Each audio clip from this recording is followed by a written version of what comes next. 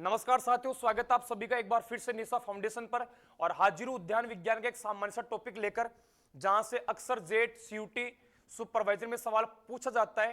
तो इस टॉपिक को पूरा डिस्कस करने वाले हैं और मैं चाहूंगा कि आपका ये टॉपिक आज की इसी क्लास में पूरा क्लियर हो जाए। आज का अपना टॉपिक है बहार उपचार। क्या लिखा हुआ है? बहार उपचार। आप कई बच्चों ने पढ़ा है कि इस फल में ये बहार लेते हैं, इस फल में ये बहार लेते हैं। तो आज आप सबसे पहले ये जानो कि सर बहार किसे कहा जाता है। हमें तो ये समझाओ कि बहार का मतलब क्या होता है। देखो, इन फल वाले वृक्षों के अंदर जो पुष्पन का टाइम होता है, पुष्पन के समय का आना या पुष्पन के समय को क्या कहते हैं? बहार कहते हैं। जी बिल्कुल, मैंने सही कहा कि पुष्पन के समय को बहार आना कहते हैं। क्या बोलते हैं? बहार आना। किसके? फल वृक्षों में जो पुष्पन का टाइम होता है, पुष्पन के समय का आना, उसे क्या बोलते हैं? बहार आना। मतलब फल वृक्षों में पुष्पों का आना, मतलब उसे क्या बोलते हैं? बहार आना। उसके बाद में आप पढ़ते हो बहार उपचार। क्या पढ़ते हो? बहार उपचार। देखो, कई फल वृक्ष ऐसे हैं जिनमें साल में 3 बार बहार आती है। कितनी बार? 3 बार बहार आती है। तो 3 बहार में से किसी 2 बहार के पुष्पन को रोक के या उन फूलों को झाड़ के किसी एक बहार से फलन प्राप्त करना, इस क्रिया को क्या बोलते? बहार उपचार। क्या बोलते? बहार उपचार। क्या कहा मैंने आपसे कि कई फल वृक्ष ऐसे हैं जिनमें साल में 3 बार बहार आती है। तो 3 बार में से किसी 2 बहार के पुष्पन को रोक के या नष्ट करके एक बहार से फलन प्राप्त करना, उसे क्या कहते हैं? बहार उपचार। क्या बोलते? बहार उपचार। अब बात करते हैं कि जो 3 बहार होती है उनके क्या क्या नाम है, उनमें पुष्पन कब होता है और उनमें फलन कब होता है। तो देखिए, इधर यहां लिखा हुआ सबसे पहली मृग बहार, दूसरी अंबे बहार, तीसरी हस्त बहार। इनको कोई सीरियल से याद करना जरूरी नहीं है, आपको 3 नाम याद होने चाहिए, मृग बहार, अंबे बहार और हस्त बहार। और दूसरी बात, इनमें पुष्पन कब होता है, मतलब किस पुष्पन के टाइम को ये बोलते हैं, और इनमें फलन कब होता है। तो सबसे पहले कौन सी बहार है? मृग बहार। कौन सी है? मृग बहार। तो मृग बहार में जो पुष्पन का टाइम है वो कौन सा? जून जुलाई। अर्थात जून जुलाई के अंदर जो पुष्पन होता है उसे कौन सी बहार बोलते हैं? मृग बहार। कौन सी बहार बोलते हैं? मृग बहार। और इसमें जो फलन का टाइम है वो क्या है? नवंबर दिसंबर। क्या है? नवंबर दिसंबर। जी बिल्कुल, आपने सही सुना कि जून जुलाई में जो पुष्पन होता है उस बहार को क्या बोलते हैं? मृग बहार। क्या बोलते हैं? मृग बहार। और इसमें जब पुष्पन जून जुलाई में होता है तो इसमें फलन का टाइम कौन सा होता है? नवंबर दिसंबर। उसके बाद में अंबे बहार। कौन सा बहार? अंबे बहार। और पुष्पन का क्या टाइम है? फरवरी मार्च। तो फरवरी मार्च में जो पुष्पन होता है, कौन सा? फरवरी मार्च में जो पुष्पन होता है उसे अपन क्या बोलते हैं? अंबे बहार। क्या बोलते हैं? अंबे बहार। और इसमें जो फलन होता है वो लगभग होता है जुलाई अगस्त के लगभग। कब होता है? जुलाई अगस्त के लगभग। और सितंबर और अक्टूबर, कौन सा? अगर सितंबर और अक्टूबर के अंदर पुष्पन होता है, जो बहार आती है, उसे क्या बोलते हैं? हस्त बहार। क्या बोलते हैं? हस्त बहार। और इसमें जो फलन का टाइम है, किसमें? हस्त बहार में जो फलन का टाइम है वो कौन सा होता है? मार्च का। मार्च अप्रैल। ठीक है, मैंने आपसे कहा कि बहार 3 प्रकार की होती है। पहली कौन सी? मृग बहार, दूसरी अंबे बहार, तीसरी हस्त बहार। इनमें सवाल यह आता है कि किस बहार में पुष्पन कब होता है और इनसे फलन कब प्राप्त होता है। जैसे आपसे पूछ ले कि अमरूद में मृग बहार जून जुलाई में आती है तो उसमें पुष्पन कब होगा। पहले आप ये समझो कि जून जुलाई में जो पुष्पन होता है उसे क्या बोलते हैं? मृग बहार। क्या बोलते हैं? मृग बहार। और आपको इस जून जुलाई में 3-4 महीने आगे ऐड करने, तो आपको जो राइट आंसर मिलेगा फलन का टाइम मिलेगा। तो अपन जून जुलाई में अगर 3-4 महीने आगे जाते हैं तो महीने कौन से आते हैं? नवंबर दिसंबर। अर्थात अगर जून जुलाई में मृग बहार आती है, जून जुलाई में पुष्पन होता है, तो फलन कब होगा? नवंबर दिसंबर में। इसकी आपको मैं एक ट्रिक बताऊंगा, क्लास को पूरा देख रहे हैं, इसको याद करने की मैं आपको ट्रिक बता दूंगा। और फरवरी मार्च में अगर पुष्पन होता है उसे कौन सी बहार बोलते हैं? अंबे बहार। और इसका फलन कब होता है? जुलाई अगस्त में। तीसरी बहार कौन सी? सितंबर अक्टूबर में जो बहार आती है उसे क्या बोलते हैं? हस्त बहार। क्या बोलते हैं? हस्त बहार। और इसमें जो फलन का टाइम कौन सा है? वो मार्च अप्रैल। कौन सा है? मार्च अप्रैल। अब यहां पर 3 चीज लिखी हुई है, 20% यूरिया, 200 ppm NaA और इरिगेशन। अब आपसे कहें कि 3 बहार है, उन 3 में से किसी 2 बहार की पुष्पन को रोकना है, तो अब क्या उपाय करोगे? आपके पास कौन से पदार्थ है? तो आप बहार उपचार करने के लिए, पुष्पन को रोकने के लिए, उस बहार को समाप्त करने के लिए या बहार उपचार करने के लिए आप 20% यूरिया का या 200 ppm NaA का छिड़काव कर सकते हो।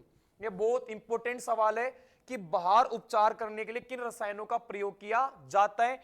एक तो 200 ppm NaA नेप्थलिक एसिड का यूज करते हैं और 20% किसका, यूरिया के घोल का।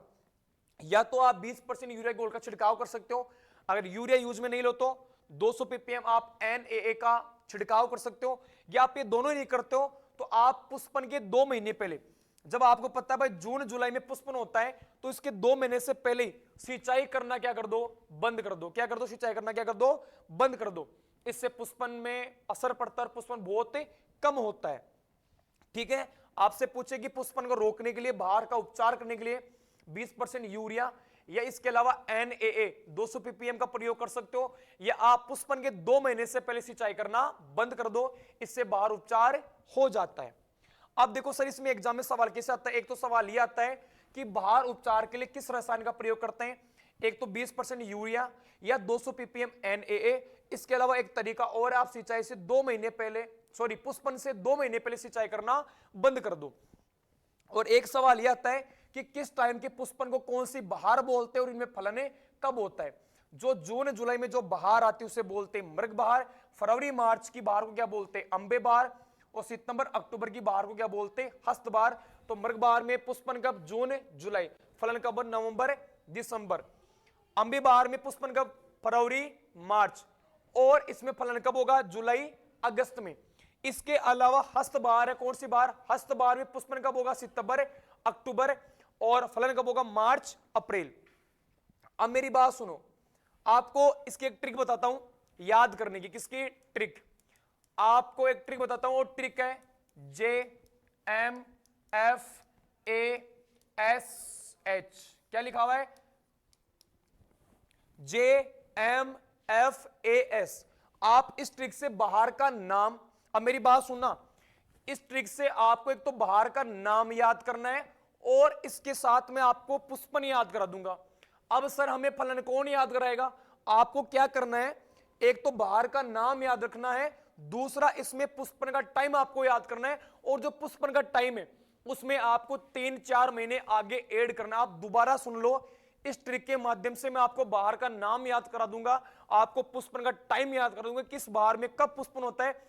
अब सर हमें फलन कौन याद कराएगा, आपको चिंता करने की आवश्यकता नहीं है, आप उस पुष्पन के टाइम में आगे 3-4 महीने ऐड कर दो, मतलब 3-4 महीने आगे बढ़ जाओ। जो 3-4 महीने बाद जो टाइम आएगा वो किसका आएगा, पुष्पन, सॉरी फलन का। इधर सुनो, आप थोड़ा ढंग से फोकस करना, ठीक है। और बहुत इंपॉर्टेंट टॉपिक है, यहां पर जे का मतलब है जून जुलाई। क्या मतलब है, जून जुलाई। तो जून जुलाई के अंदर कौन सी बहार आती है, एम का मतलब मृग बहार। कौन सी बहार, मृग बहार। अरे लाला याद कर लो इसको यहीं पे, ठीक है। उसके बाद में एप का मतलब फरवरी मार्च। कौन सी मार्च, फरवरी मार्च, वेरी गुड। और फरवरी मार्च में कौन सी बहार आती है, अंबे बहार। कौन सी बहार आती है, अंबे बहार। अंबे कब बाहर निकलता है, फरवरी मार्च में। उसके बाद में सितंबर अक्टूबर, कौन सा महीना, सितंबर अक्टूबर। और सितंबर और अक्टूबर में कौन बहार आते हैं, हस्त बहार। कौन सी बहार, हस्त बहार। अब मेरी ट्रिक का क्या नाम था, JMFASH, JMFASH, JMFASH, ठीक है। यहां पर जे का मतलब है जून जुलाई। तो मृग बहार कब आती है, जून जुलाई में, मतलब मृग बहार में पुष्पन कब होता है, जून जुलाई में। उसके बाद में ए का मतलब अंबे बहार। अंबे बहार में पुष्पन कब हुआ, फरवरी मार्च। बोले तो अगर फरवरी मार्च में जो पुष्पन होता है उसे क्या बोलते हैं, उसे अंबे बहार बोलते हैं।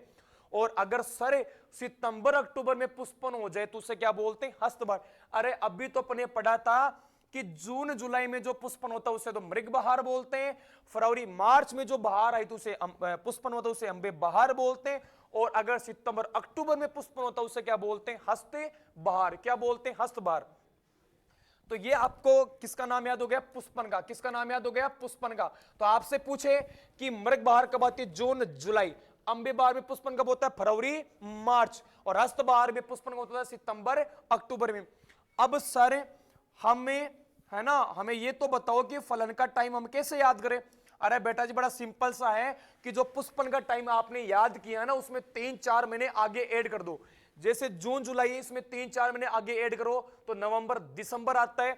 अगर आप फरवरी मार्च में 3-4 महीने आगे ऐड करते हो तो जून जुलाई आता है। और अगर सितंबर अक्टूबर में आप 3-4 महीने आगे ऐड करते हो तो मार्च अप्रैल के महीने आते हैं या फरवरी मार्च आता है। ठीक है, तो JMFASH, ए का मतलब सॉरी एक एम का मतलब मृगवार, जे का मतलब जून जुलाई। मृगवार में पुष्पन कब होता है? जून है। जुलाई में 3-4 महीने आगे ऐड कर दो, नवंबर दिसंबर। सर याद हो गया। उसके बाद में एप का मतलब फरवरी मार्च, कौन सी बार? अंबे बहार। तो अंबे बहार में पुष्पन कब हुआ? फरवरी मार्च में। सर आपने कहा था 3-4 महीने आगे ऐड कर दो, फरवरी मार्च में ऐड करते जून जुलाई। उसके बाद में एच का मतलब हस्तबार, कब आती है? सितंबर अक्टूबर में। ये पुष्पन का टाइम है, फलन का टाइम ज्ञात करें, इसमें 3-4 महीने आगे ऐड कर दो तो लगभग फरवरी मार्च का जो महीना आता है वो किसका आता है? हस्तबार में पुष्पन का। तो ये थी अपनी एक छोटी सी क्लास और आशा करता हूं कि आपके जो डाउट थे वो सोल्व हुए होंगे। और इसी से अक्सर एग्जाम में सवाल आता है कि किस फल में कौन सी बहार। हाँ, आप एक चीज और याद कर लेना, राजस्थान में कौन सी बहार से फलन लेते हैं? मृग बहार। कौन सी बहार से? जी बिल्कुल, राजस्थान में मृग बहार से। कौन सी बहार से?